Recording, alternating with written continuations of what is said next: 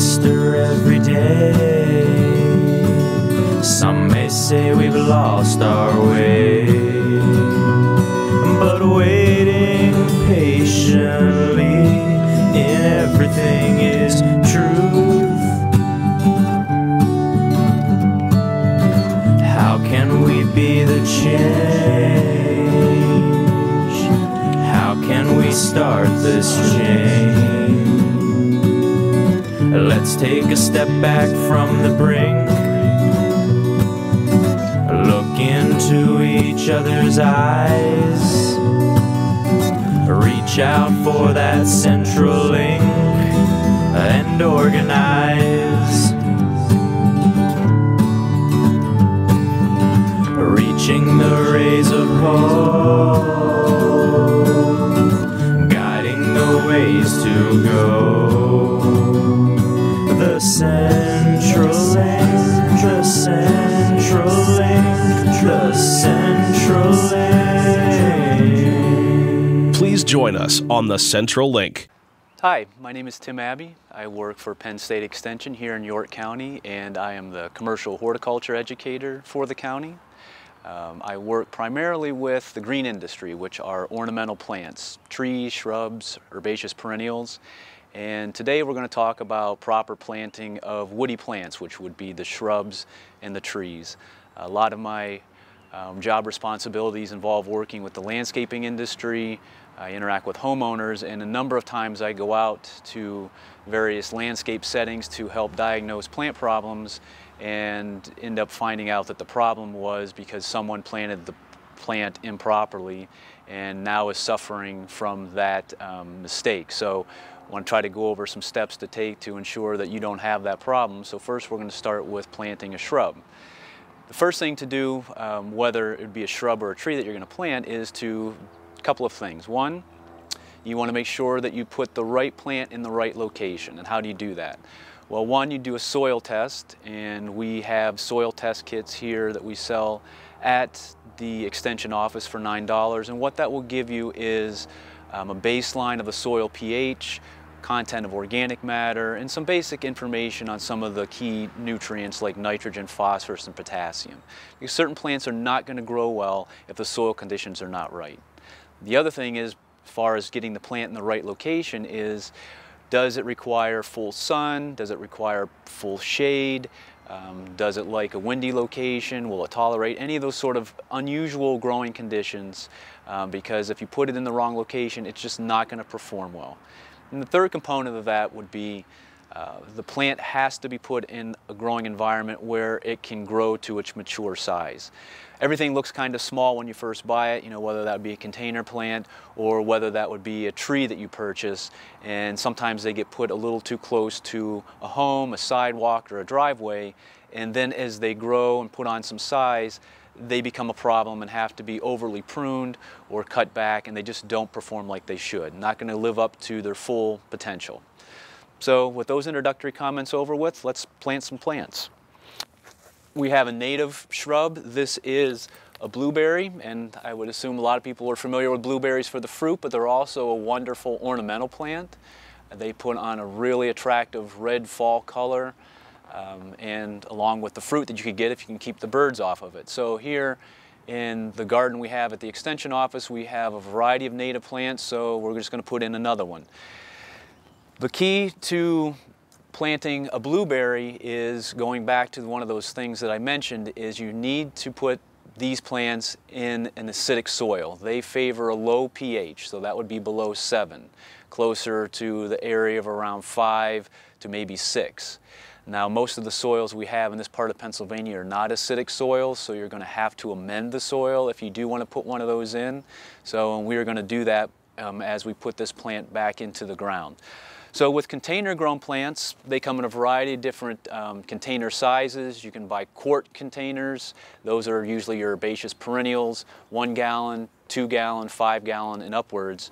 The one key thing to remember when you're planting a shrub that comes out of a container or a tree is that that particular plant is grown in some sort of potting media. It's not grown in soil like you're going to find at your landscape. and that is, it's a lightweight material, has a variety of different components. It could have peat, perlite, some sphagnum moss, some pine bark, but it's all very lightweight, and it's just good for those plants to put on growth in the nursery.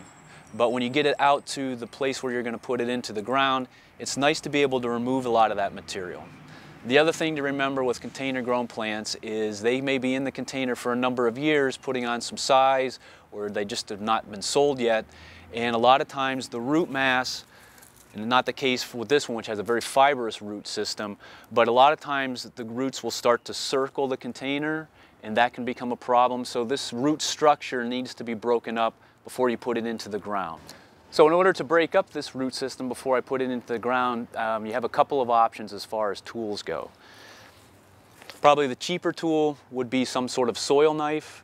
This is used for digging, either for planting of small plants or removing weeds, has a serrated edge to it, which is good for cutting, and we could use that on this particular plant.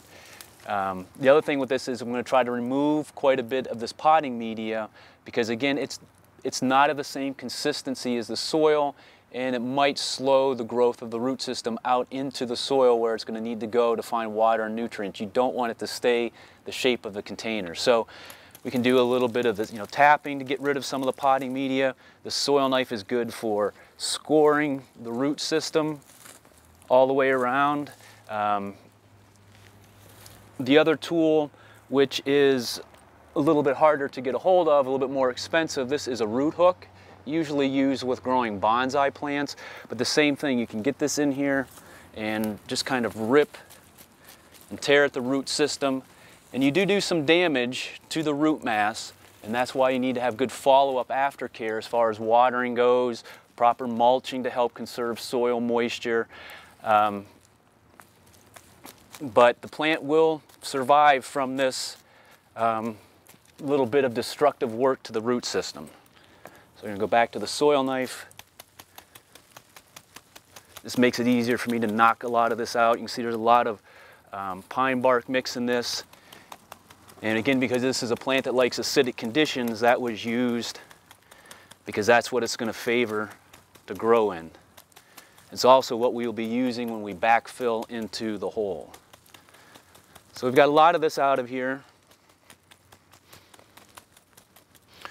So what we're going to do now is set this in the hole.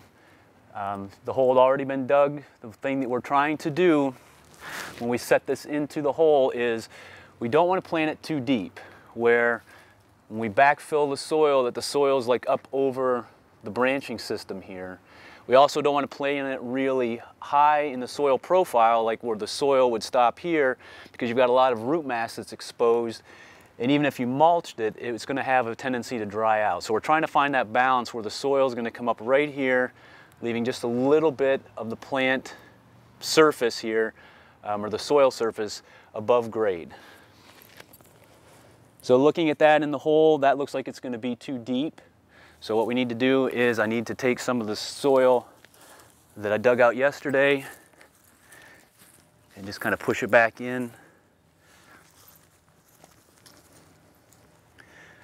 Few rocks in there is not going to be a problem. Again, they'll help form just pore space in the soil, again, for letting water and oxygen get down in there.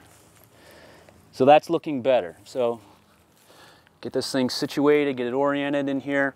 Now before we go ahead and backfill, I mentioned we needed to add some amendments to this because the plant is one that likes acidic conditions. In most cases with trees, shrubs, when you plant them, unless you have extremely poor soil, meaning very little topsoil, and this you might find in like new home construction where a lot of times that topsoil is removed and you're just left with more of the clay subsoil, is you don't really have to add amendments to the soil. Just backfill with what you dug out. That's the true soil for that location, and that's what the plant's going to have to grow in. But in this case, for this plant, we're going to add some different materials. One is we have a soil acidifier, which is basically a sulfur, and I'm just going to kind of put this into the mix here, and we'll just kind of mix it by hand, and then we're going to backfill. And there's no real, other than measuring out the proper amount, of sulfur to put in here. As far as this mixing this up, there's no science to this. I mean, you just want to do it thoroughly and then just put it back in here. The other thing I'm going to add a little bit of is the stuff that we saw in the potting mix itself. Is just pine bark, which is acidic. Trying to keep it at maybe 10 or 15% of the total backfill that we're going to put in.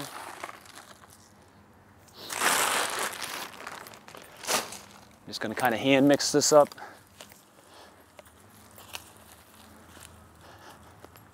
Break up some of the larger chunks of dirt that are in here. You know, maybe a larger rock, we'll just get that out of the way. And then we're just going to try to get all this in here.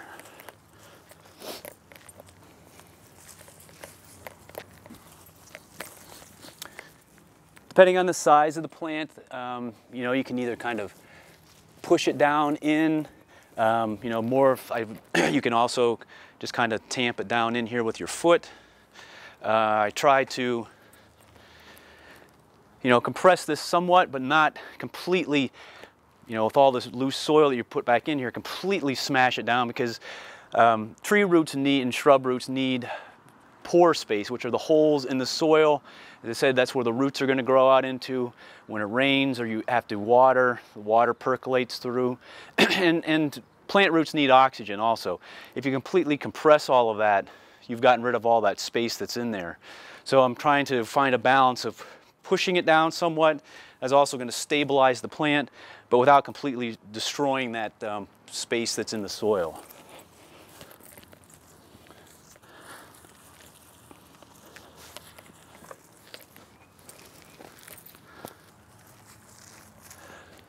The next thing that's important to do, though we're not going to do it in this particular example because this whole area is going to be done, would be to come through and mulch the location.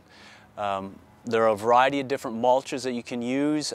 My preference is just shredded pine bark or pine bark chunks. Not anything that's colored, not wood chips, you know, though composted wood chips would be fine. They are cheap, they work well, and by working well, what do I mean by that? Well, mulch serves a number of purposes. The big one is it helps conserve soil moisture, keeps water in there so that the plant itself has it available. The other thing is it also helps prevent some weeds from germinating and getting established there, so it is a nice sort of non-chemical herbicide. And this area is going to be done, but we're going to wait. When we go and do the proper planting of the tree, I'll cover mulch a little bit more in depth and just kind of show you what to do.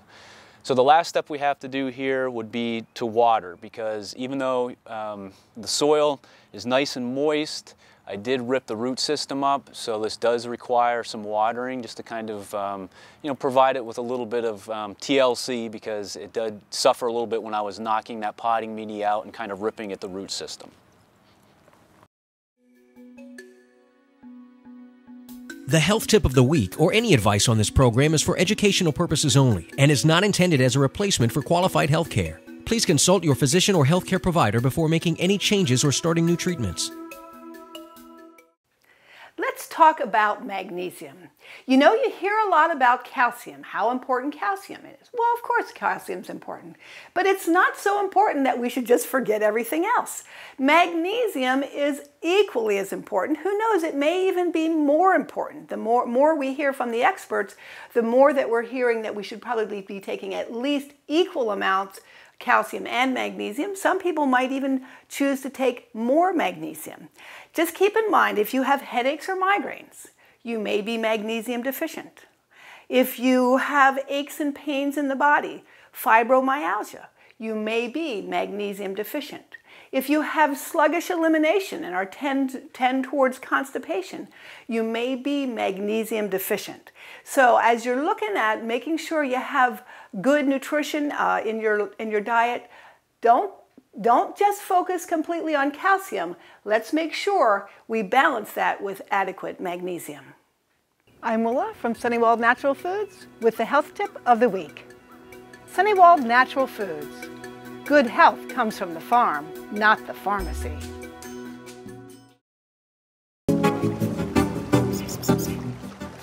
EcoYork is a different type of web development company.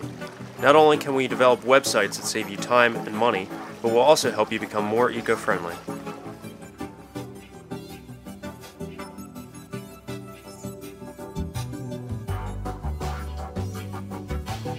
Are you a member of a referral group? Check out our product, EcoFurl. Need a custom product so you can save time and money? EcoYork goes above and beyond out-of-the-box software and develops custom applications that can save your business time and money. Are you a maid service company in need of an online estimate tool? Check out our other product, Compass Wave. Do you find yourself performing a tedious task every day? We'll help you perform that task in a more efficient way. No matter where we are, you can count on us to take care of your website's needs. Hi, I'm Mark Lane, President of EcoYork. Let us show you what makes us different. Give us a call or visit us online today.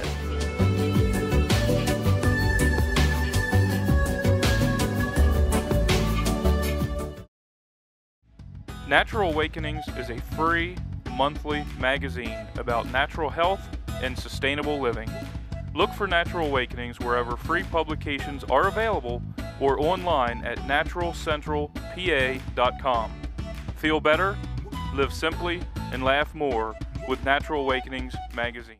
The one thing that I need to emphasize here that I don't think I did when we were talking about planting the shrub is the size of the planting hole. I talked about depth. You know, you're trying to get it so that the plant is not too deep or too shallow, but it's also nice to have a wider planting hole. You don't want to be just digging a cylinder that sort of looks like this, a circle that goes straight into the ground. You want to have more of a bowl shape to the planting hole. What you're doing is loosening up more soil that'll be outside of the root ball itself. So when those roots start to grow and expand, they're growing out into soil that you've already kind of dug and backfilled in, and it's just looser. It's not as hard and compacted because you're trying to make it as easy as possible for, in this case, this tree, which is a Carolina silver bell, to get established. And I guess the thing I want to emphasize, where I mentioned before that I go out and do a lot of diagnostic site visits, you know, looking at trees and shrubs that are showing symptoms of some sort of decline, is, you know, a lot of those are from improper planting and some other cultural practices. But a lot of times homeowners and even some landscapers see the symptoms on the plant and think it's a biotic problem, meaning it's an insect or a disease, and they start spraying a pesticide for it, and it's not going to do any good because the plant is suffering, dying from that improper planting. So to me, this is a very crucial step in ensuring that you're going to be able to enjoy that particular plant for as long as possible. And you can kind of look and see how smooth this is from using the shovel yesterday.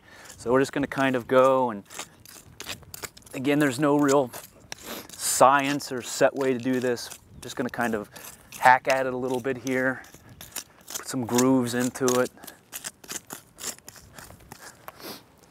You know, this is particularly important if you have to plant into an area where there's not any topsoil and you're dealing mostly with clay, because that's going to get really shiny and really hard for the tree or shrub to grow into.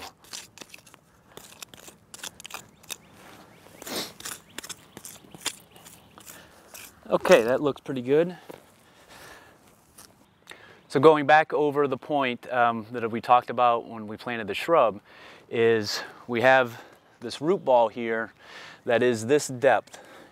And what we're trying to do is set it so the base of the tree, which will be called the root flare, and maybe we'll see it on this one once we kind of unwrap the burlap and twine, is planted just a little bit above grade. We do not want to sink the root ball into a really deep hole and bury it up to here, because again, you're putting a lot of extra soil and weight on this root system, and that's not how it would naturally grow, and it does lead to decline, sometimes very quickly.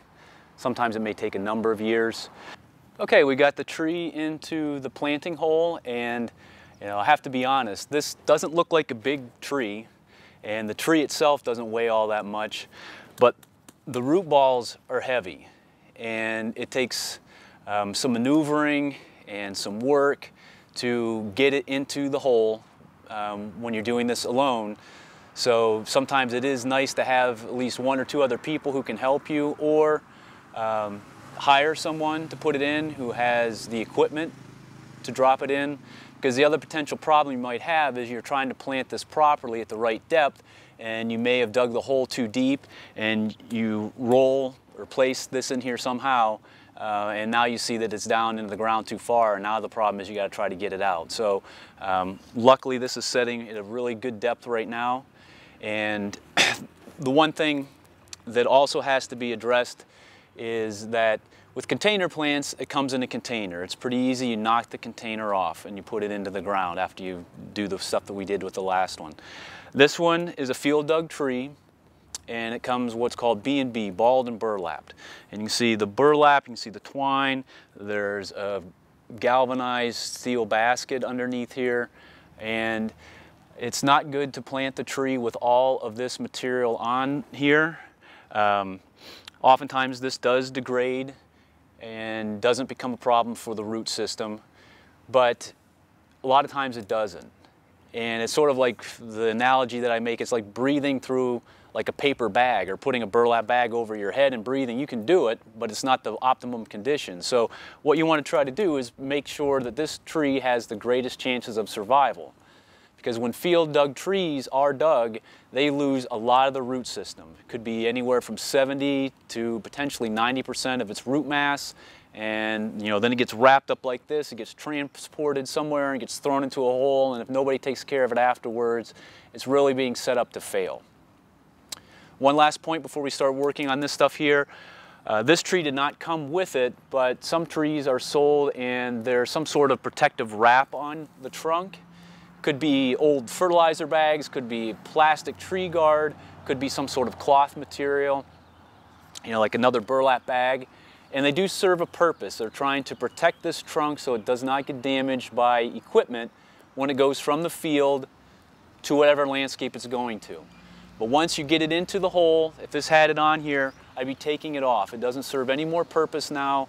Oftentimes it gets left on and that becomes an issue, or just the process of being left on there, moisture gets behind the wrap, the bark becomes soft, and depending on the tree, may become a point of infection or infestation by a disease or an insect problem. So once you get it into the hole, take whatever tree guard's on there and take it off.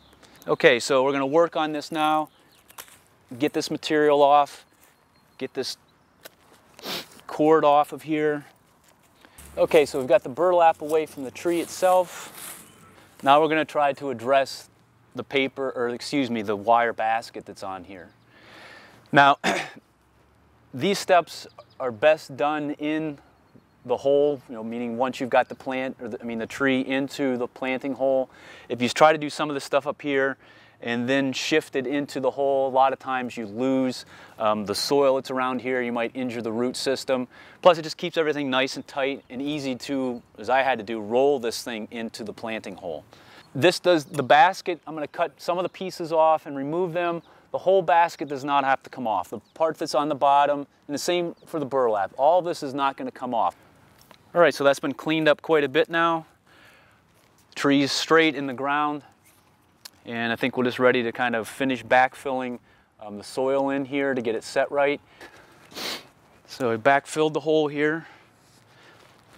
As I went around putting it in, kind of tamped it down every once in a while, again, not stomping on it, but compressing it down so that the tree still can sway, but is not going to move off of its position. Now, I'd mentioned the importance of mulch, as far as the soil, moisture conservation, keeping weeds down. The other thing could be aesthetics, depending on what you want. You can use organic mulches, such as we're using here, the pine bark, or you could use stones or gravel, whatever your preference is. When you go with inorganic things like stones or gravel, they last longer. You don't have to replace them because they're not degrading, but they do sometimes work themselves down into the soil, and then you kind of lose that. So there are some steps to do to ensure that you properly mulch a plant.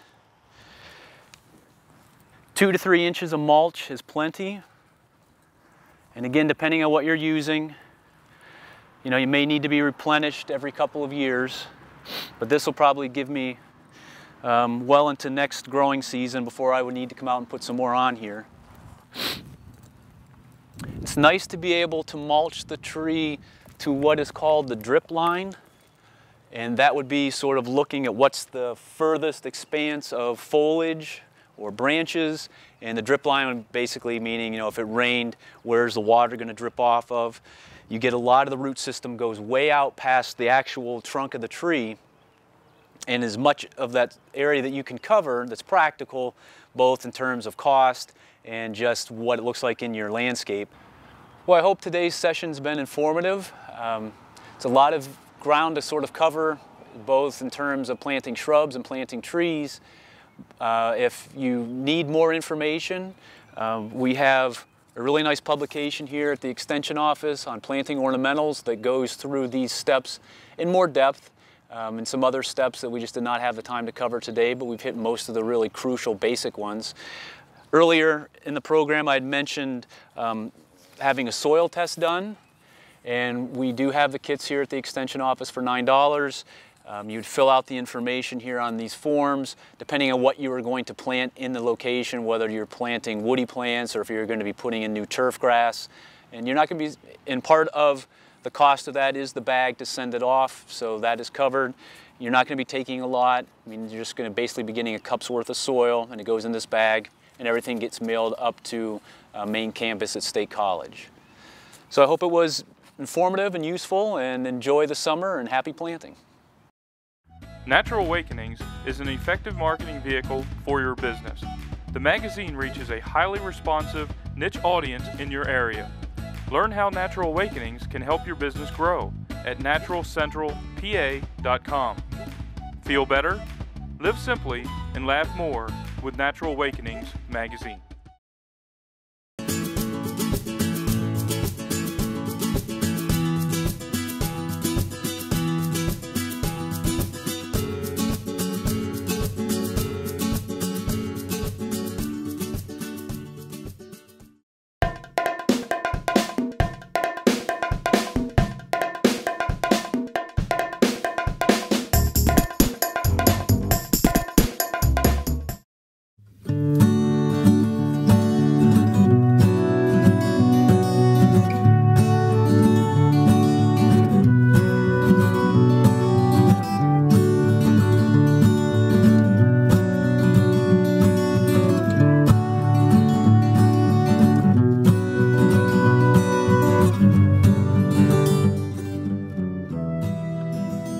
Central Link is supported by sponsors, advertisers, and individual donations from viewers like you.